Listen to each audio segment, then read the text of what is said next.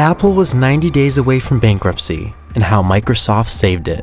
It is no surprise that Apple has become the first American company with a $1 trillion valuation on the stock market, given the widespread popularity of their devices and the strong loyalty of their customers. However, it is worth noting that just 20 years ago, Apple was facing bankruptcy, and it was not Steve Jobs who rescued them, but rather their main competitor at the time, Microsoft. Let's take a trip back in time to the wacky and wild world of 1997. Back then, Apple was a little different than it is today.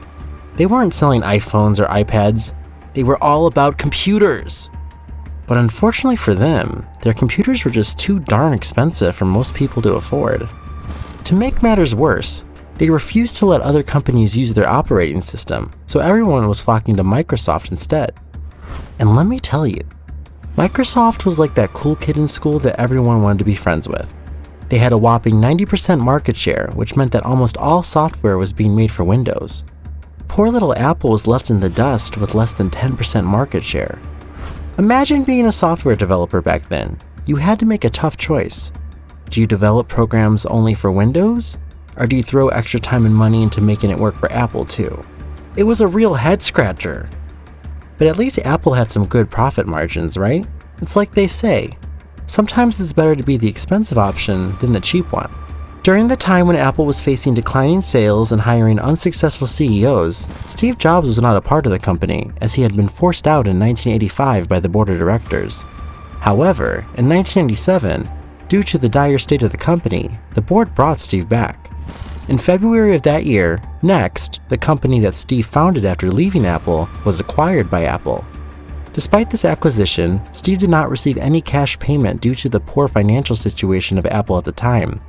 Instead, he was given 1.5 million Apple shares. But even that wasn't enough. By the end of July, Apple had less than 90 days worth of cash left in the bank. Apple was worth less than $3 billion and had lost over $1 billion in a single year. But then, on the 6th of August 1997, Steve Jobs made an announcement that shocked the world. He announced a partnership with Microsoft, Apple's biggest competitor, to the surprise and hesitation of the audience. I'd like to announce one of our first partnerships today. A very, very meaningful one. And that is one with Microsoft. Next, we have taken a look at browsers out there, and Apple has decided to make Internet Explorer its default browser on the Macintosh, since we believe in choice. The speech seemed to convey a message of surrender. And lastly, Microsoft is making an investment in Apple. Microsoft is buying $150 million worth of Apple stock at market price. It is non-voting shares, meaning that Microsoft was not trying to acquire Apple, but rather just funding it. The deal also included Microsoft's commitment to release Microsoft Office on Macintosh for the next 5 years. The second part of this is that Microsoft is committing to release Microsoft Office on Macintosh for the next 5 years. Apple made a significant achievement by resolving a software problem that had been affecting the company's performance. Microsoft Office was a vital component of Apple computers, and it was impossible to sell them without the software. Bill Gates contributed to this breakthrough by giving Apple shares at the market price instead of just buying them from the market. However, the question that many people asked was, why did Bill Gates do it? Why save Apple on the eve of what would have been their death at the hands of Microsoft? It turns out that Bill Gates wasn't doing this out of the kindness of his heart. Back then, he had a rather negative reputation as a cutthroat businessman who was willing to do anything to succeed in his industry. Moreover, Microsoft was attracting the attention of antitrust regulators, and the Department of Justice had been preparing its case against Microsoft since 1993. After partnering with Apple for less than a year, Bill Gates was summoned by the Department of Justice for a detailed, 3-day-long questioning. The DOJ argued that Microsoft was using its market dominance to create unfair barriers for competitors and stifle competition. And it's clear that Bill Gates' partnership with Apple, in an effort to save the company from bankruptcy, played a major role in changing their perception of Microsoft and diffusing the pending antitrust case.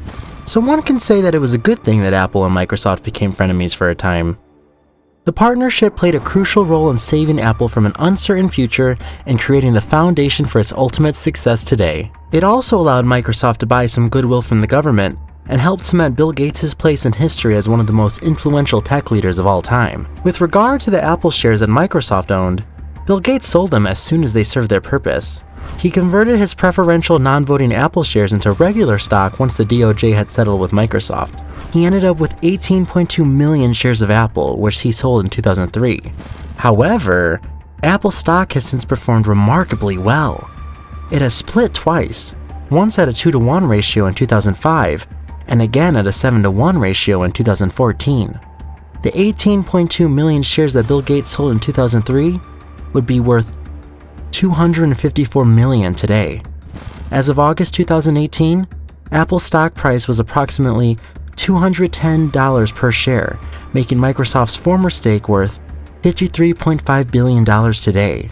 It's amazing to think that a single investment of $150 million saved Apple from bankruptcy and turned into a staggering $53.5 billion in just 20 years. It's like Steve Jobs always said, stay hungry, stay foolish. And it looks like the same advice applies to Bill Gates as well. Now, Apple is a global giant that almost everyone knows and loves. But back in 1997, they were a company on the brink of financial ruin, and it was only due to an unlikely partnership with their biggest competitor that they were able to survive.